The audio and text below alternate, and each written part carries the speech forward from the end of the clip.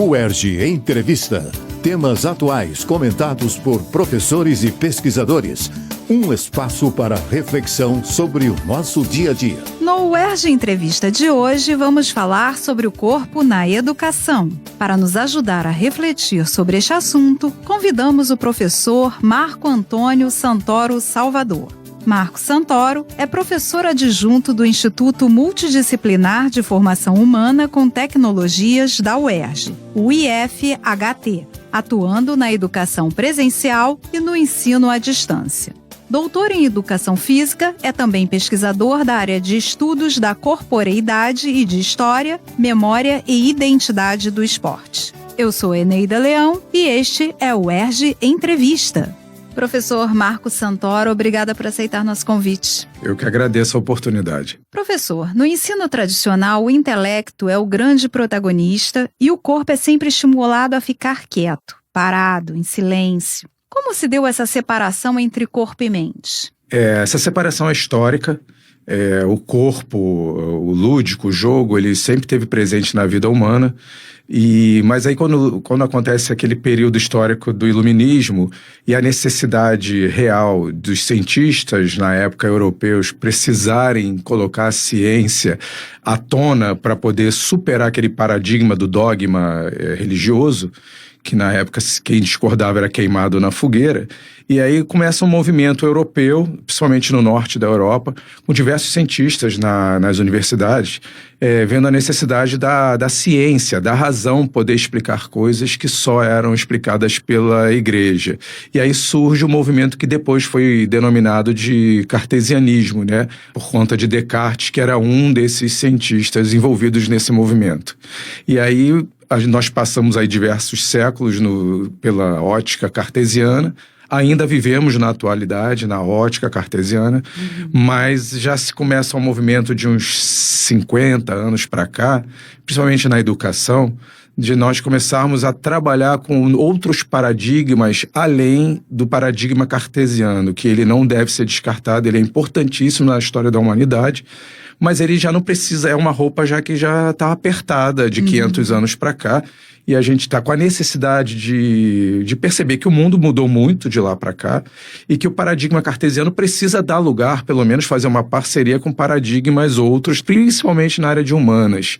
E aí a gente começou, eu, por exemplo, trabalho em cima do paradigma emergente, que diversos autores do Brasil e do mundo trabalham, que o resumo do resumo do resumo é um paradigma que tira um pouco do peso da dureza racional para poder colocar algumas questões, não dogmas, mas algumas questões subjetivas da humanidade, que é o que nos faz como seres humanos. Qual é o papel do corpo no processo de aprendizagem? O corpo também é produtor de conhecimento? Eu diria que o corpo é o primeiro produtor de conhecimento. Vamos começar a imaginar um bebê, vamos começar a imaginar os pré-históricos, que não havia comunicação, né? A comunicação tradicional da língua pátria, né, da língua falada na localidade, e bebês e pré-históricos produziam conhecimento o tempo inteiro sem a troca da comunicação, sem a troca da razão em si, porque o corpo, ele é a expressão da humanidade. O corpo, ele expressa nossas características, nossa personalidade, nossa inteligência, nosso conhecimento.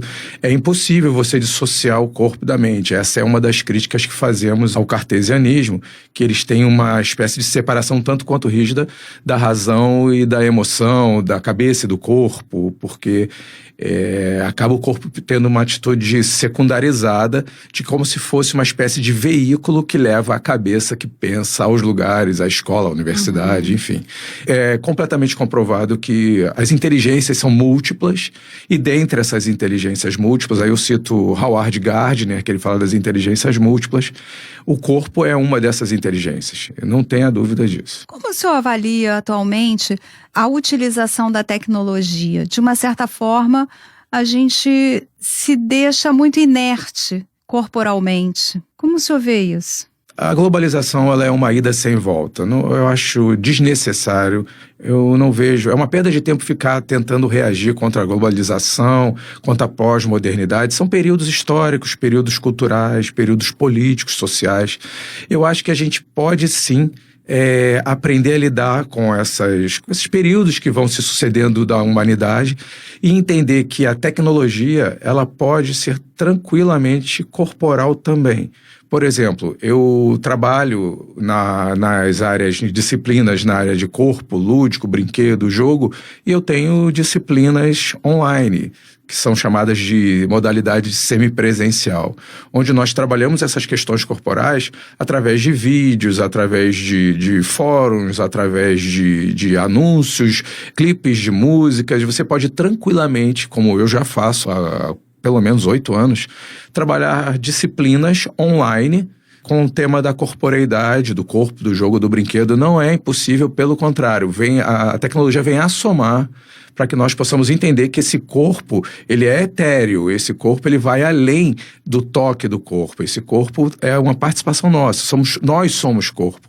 E esse corpo tranquilamente, da mesma forma que o cérebro pensa e se mobiliza na questão da tecnologia, nós também podemos utilizar essa mesma tecnologia para trabalhar essa questão do corporal. É comum vermos as atividades que usam o corpo nas aulas de educação física e de educação musical, por exemplo, mas como disciplinas distintas das demais matérias. É possível integrar o corpo e o movimento no processo de aprendizagem de conteúdos de qualquer disciplina? É possível e já é utilizado. A minha área é educação física e educação, mas eu trabalho em diversas instituições, já trabalhei nesses anos de magistério em diversas instituições, onde eu vi diversos professores de física, matemática, português, inglês e tantas outras construírem um conhecimento a partir de jogos e brincadeiras, em que o corpo é um protagonista desse conhecimento. E digo mais, das experiências que eu já observei, as crianças amam essa forma de aprender. Para elas dá um gap, dá uma evolução no prazer da aprendizagem. Professor Marco Santoro, qual é o papel do educador nesse processo? Como ele pode atuar nas diferentes faixas etárias? Aí a gente tem que falar um pouquinho rapidamente, né, de formação de professores. Os cursos de formação de professores são essenciais para que a gente possa tirar um pouco do gesso do currículo dessa formação de professores, para que a gente possa colocar questões, para que esse curso tenha um olhar agudo e sensível para as mudanças que ocorrem no planeta, na sociedade, na cultura, na política, na história. E eu diria que uma mudança de currículo que leva esse currículo até a cara que observa os fenômenos sociais acontecendo, as atualizações do conhecimento, a gente vai conseguir fazer uma formação de professores mais voltadas para o que hoje acontece e aí automaticamente voltadas para que esse professor tenha condições de compreender que ele pode trabalhar a construção do conhecimento específico da sua disciplina de uma forma menos rígida que se trabalha hoje. E como ele pode atuar nessas diferentes faixas etárias? Fazendo adequações. Por exemplo, vou dar alguns exemplos da educação física, né? Se eu trabalho com educação infantil, na educação infantil eu vou trabalhar algumas questões que estão voltadas a brinquedos que levem essas crianças a compreenderem suas capacidades motoras.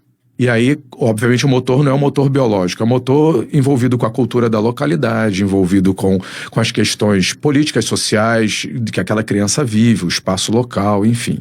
Quando a criança fica um pouco mais velha, ela pode começar a entrar em jogos coletivos, porque ela já saiu da parte egóica e ela já pode trabalhar em coletividade. Isso é fantástico, porque aí a gente transforma as regras dos jogos para a realidade deles, com a capacidade deles e eles nos ajudando, como professores, nos ajudando a montar essas transformações das regras dos jogos para se adequarem à cultura e à faixa etária deles. Isso é importantíssimo porque aí eles constroem autonomia, aprender a se relacionar com as diferenças, aprender a ouvir e não só falar. E aí você ajuda muito essas crianças nos grandes jogos a fazer com que elas percebam que elas são capazes não somente de jogar, mas de transformar esses jogos para a realidade delas, da cultura delas, da faixa etária delas. E no ensino médio, que a coisa fica mais rígida, né, que aí eles já ficam mais, vamos chamar, mais reprimidos socialmente, como nós adultos, né, mais controlados, já vamos puxar Foucault, né, Michel Foucault fala muito no controle corporal dos corpos dóceis. Exatamente. E aí, no ensino médio, já está numa idade que os corpos já estão mais dóceis no sentido de que já estão mais controlados socialmente, né? A criança ainda tem aquela coisa da liberdade dela, que é socialmente permitida. Mas, ao mesmo tempo, vive uma fase da adolescência que tem por essência a rebeldia. A rebeldia, né? A ebulição, né? Então, se o professor tiver a sensibilidade e a compreensão de que ele não precisa ser autoridade máxima, e sim que ele pode fazer uma autoridade democrática, que é uma autoridade que ele traz os conhecimentos dele, mas ele também tem ouvidos para o conhecimento do que esses adolescentes trazem. E os adolescentes têm muito a nos ensinar, muito, contanto que a gente tem uma postura de compreender que aquele conhecimento que vem de fora da escola para dentro da escola é um conhecimento tão importante quanto o seu conhecimento técnico. E se você consegue montar uma parceria com essa garotada que vai de 14 a 18 anos, saem atividades muito interessantes. Eu te dou um exemplo de que eu já trabalhei durante uns 3 anos, só com turmas de terceiro ano, que na época era de vestibular, e eles diziam que o que mais pressionava eles era aquela tensão do vestibular. E nós passamos o ano inteiro fazendo jogos cooperativos, que são jogos que se propõem exatamente a não competitividade, e sim a percepção nos jogos que um precisa do outro para alcançar os objetivos todos em conjunto, que um precisa do outro para a gente superar os desafios. Então a gente quebrou aquele conceito de um contra o outro é um rival. Não. O outro é um parceiro seu, que se você somar forças, vocês juntos conseguem superar os desafios. Professor, o senhor até citou no início da nossa entrevista a sua atuação usando o corpo também na educação à distância. Eu queria que o senhor explicasse um pouquinho melhor para nós como é que o corpo pode ser integrado nesta modalidade. Tá bom, vamos lá. Eu tenho essa disciplina que se chama Estudos do Corpo, 2 pontos. Cultura, sociedade e práticas pedagógicas. Essa é uma disciplina, ela pode ser feita por qualquer pessoa de qualquer curso. Ela é uma disciplina eletiva, e ela é chamada de eletiva universal. Então, qualquer aluno de qualquer curso da universidade... De graduação, pode fazer essa disciplina, e eu vou te falar com o maior prazer que eu já tive e tenho alunos de tudo que é curso. O que você imaginar teve. E tem engenharia, medicina, direito, história, serviço social, educação física, educação. E ela é à distância. Então eu trabalho de uma forma semipresencial. Nós temos 15 encontros, e desses 15 encontros nós temos uns 4 encontros que são presenciais ao longo do semestre. Então geralmente tem logo nas primeiras aulas, que é para eles entenderem a proposta. Depois tem 2 no meio do curso e uma no final, que é quando eles vão se apresentar com seminários em grupo, a partir dos conhecimentos que nós amadurecemos, estudamos, debatemos nos fóruns e nos vídeos que são colocados na plataforma. A gente trabalha com a plataforma Moodle, e nessa plataforma existem 15 aulas. E nessas 15 aulas são temas sobre o que eu te falei, de corpo, sociedade, cultura e práticas pedagógicas. E aí nessas aulas tem muitos vídeos, tem muitos trechos de filmes, tem trechos de jornais e revistas, tem até anúncios de televisão que tem a ver com o tema. E então a gente vai tendo essa experiência lúdico-corporal à distância também. E eles experimentam isso também em seus lugares, cada um na sua área. E ao final do semestre, quando eles estão divididos em grupos e eles se dividem nesses grupos, eles se apresentam como finalização da disciplina com um seminário, uma apresentação de grupo, com uma situação fictícia de onde eles quiserem, com um problema que eles precisam superar, que eles bem entenderem, faixa etária que eles quiserem. Então, como eu já tive alunos de engenharia, eles uma vez montaram assim, uma fictícia turma de 5º ano que estava com problema das operações matemáticas, e eles trabalharam ali, ao vivo, oficinas corporais, para poderem as crianças, as supostas crianças, entenderem mais sobre somar, subtrair, dividir, multiplicar a partir de jogos e brincadeiras. E é tão bacana que eu tenho alunos tanto das áreas mais de humanas quanto da área de exatas, e todos incorporam isso de uma forma muito legal. Isso tanto nas aulas à distância como nos encontros? Sem dúvida. Tanto à distância quanto o presencial, como a gente chama, acontece... Já temos 8 anos, então já foram 16 semestres, e com 2 turmas em cada semestre, então já foram 32 turmas aí nessa brincadeira. Nossa. De gente de tudo que é lugar, não somente das disciplinas, como da UERJ Resende, UERJ lá de Caxias. É fantástico, e os resultados colhidos são os melhores possíveis. E diga-se passagem, não por mim, por todos nós, porque a proposta é que todos construam em conjunto conhecimento, alunos e professores. Muito obrigada, professor. Agradeço muito a sua disponibilidade. Eu que agradeço a oportunidade da gente poder estar ajudando numa educação sempre que possa emancipar os nossos pares e a nós mesmos, que a gente aprende junto também. Com certeza. No UERJ Entrevista de hoje, conversamos com o professor Marco Santoro sobre o corpo na educação. Envie suas sugestões de pauta para radioerj@gmail.com e acompanhe a nossa rádio no Facebook e no YouTube. UERJ Entrevista. Equipe técnica, Daniel Barros, Gleidson Augustos e Eduardo Sobral. Locução, Alfredo Fará. Produção, Rádio UERJ. Realização, Centro de Tecnologia Educacional. CTE SR3.